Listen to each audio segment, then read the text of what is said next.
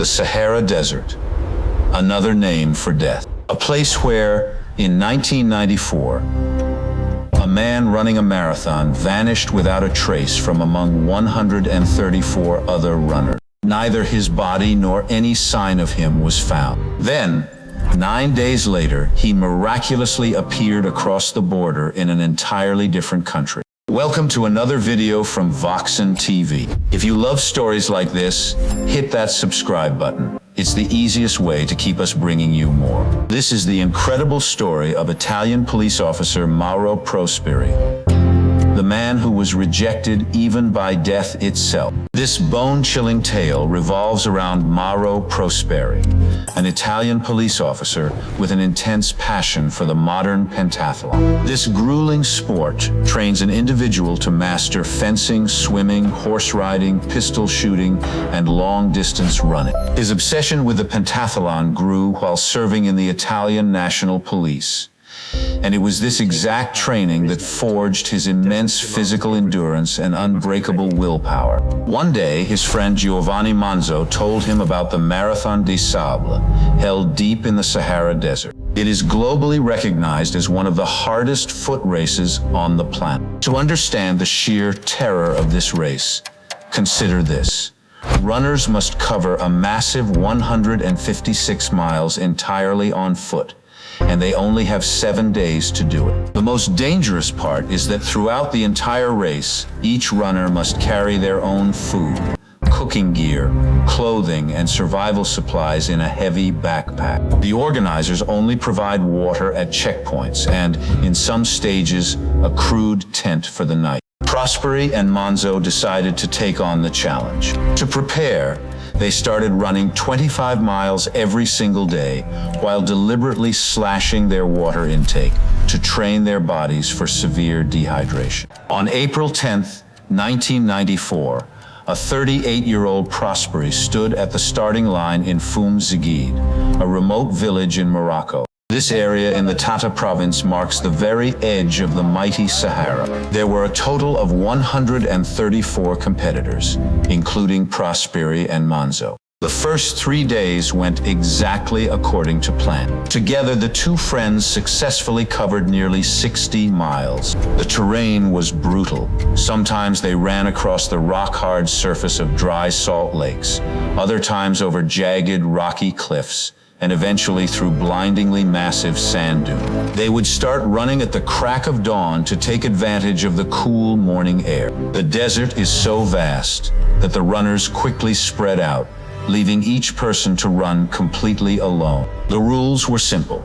Navigate your own way and reach the next checkpoint. Every runner carried a survival kit that included a compass and a flare gun to signal for help if they got lost. The race consisted of 6 grueling stages. By April 14th, 1994, Prosperi and his friend had entered the 4th stage. This was the longest, most terrifying stretch of the entire ultramarathon, requiring runners to cover 53 miles in just 2 days. It was early afternoon. The sun was absolutely scorching, and the temperature had peaked at a blistering 115 degrees Fahrenheit. Feeling strong, Prosperi picked up his pace, leaving Manzo behind, and pushed forward alone. Suddenly, Prosperi spotted a massive dust devil forming right in front of him. Within seconds, a violent wind started howling. After running about 20 miles, the wind became so fierce that Prosperi altered his path, climbing up a massive sand dune to shield himself from the direct blast.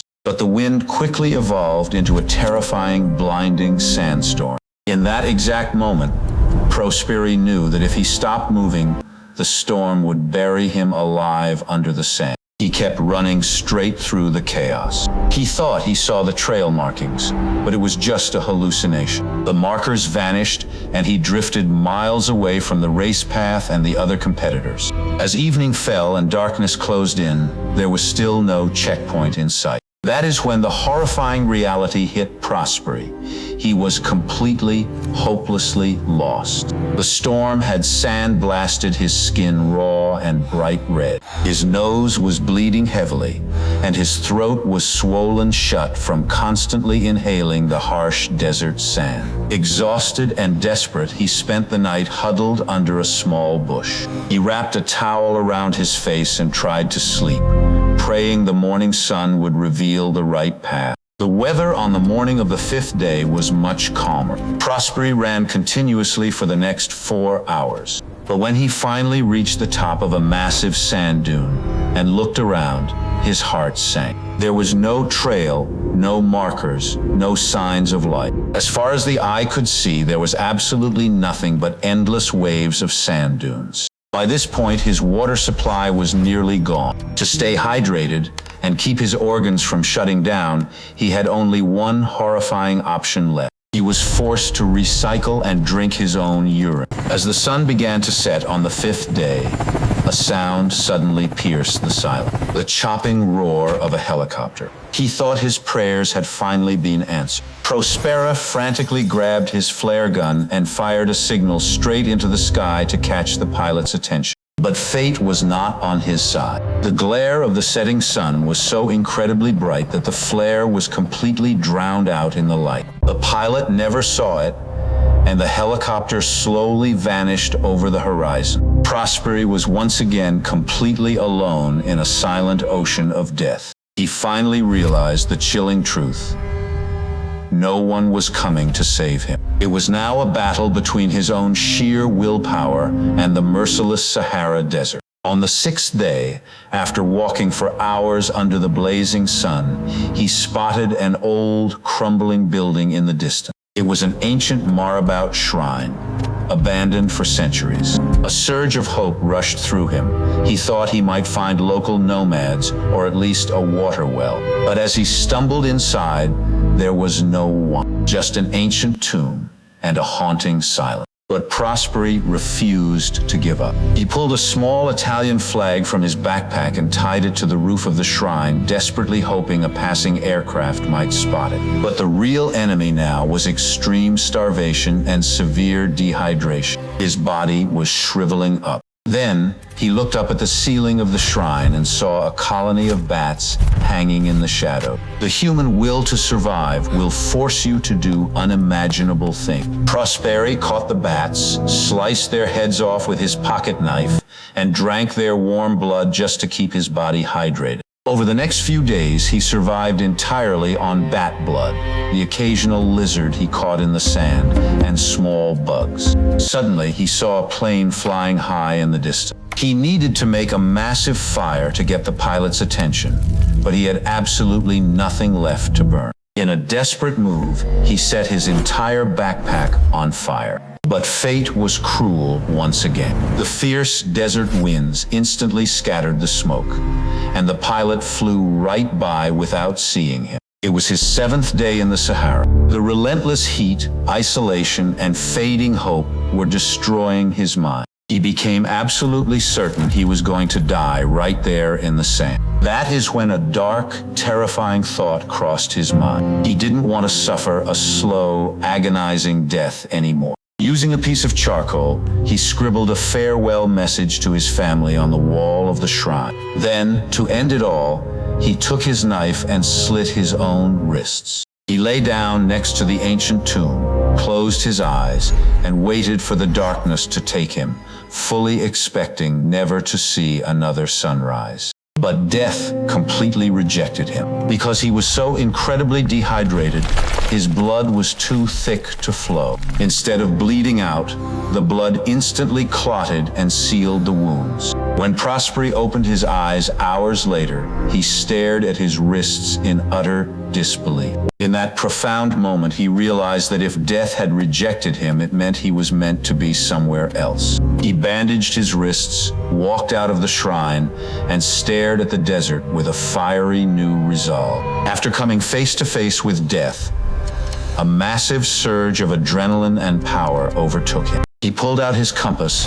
and started walking toward a distant mountain range. He changed his entire strategy. He only traveled in the cool hours of the early morning and late evening. During the scorching afternoon heat, he rested under whatever shade he could find, and at night he buried his entire body in the sand to trap his body heat and survive the freezing desert temperatures. Whenever he found a rare desert plant, he would crush the roots and drink the few drops of bitter sap inside. To survive, he chewed on raw snake meat and forced down any insects he could catch. By this point, he was a walking skeleton, having lost a staggering 35 pounds. On the 8th day, he finally saw a patch of green in the distance. It was a tiny oasis with a puddle of thick, muddy water. He desperately wanted to chug the muddy water, but his throat was so swollen and blistered that every single drop felt like swallowing broken glass.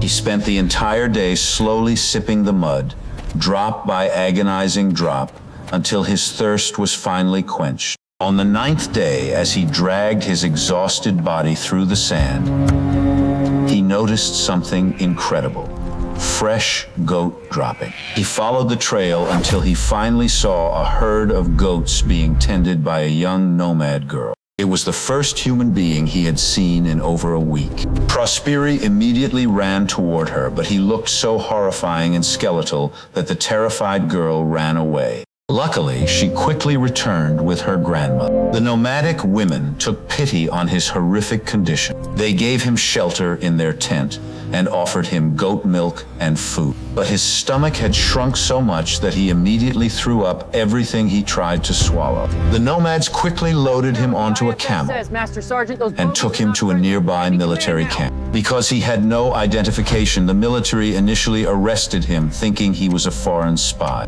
But when they finally identified him, the truth was absolutely mind-blowing. Mauro Prosperi had wandered completely out of Morocco, crossed the border, and ended up deep inside Algeria. He had walked an astonishing 181 miles completely off the racetrack. Back home in Italy, his wife and family had already given up hope, fully believing he was dead. But when he made that first phone call home 9 days later, the entire country of Italy erupted in massive celebration. Prosperi spent weeks recovering in the hospital. The doctors were absolutely stunned. They said his organs were so severely damaged from dehydration that he should have been dead days ago. But his unbreakable will to survive simply refused to let him die. The most unbelievable part of this entire story: even after that horrifying nightmare, Prosperi's love for the Sahara never faded. He returned and ran the Marathon des Sables 6 more times, even finishing in 13th place 1 year. Today, Mauro Prosperi is 70 years old, but his passion burns just as bright. He says that the very desert that tried to kill him was the exact place that taught him the true meaning of life. Thanks for watching Voxen TV. If this story was worth your time, drop a like and hit subscribe. It genuinely helps us grow. See you in the next one.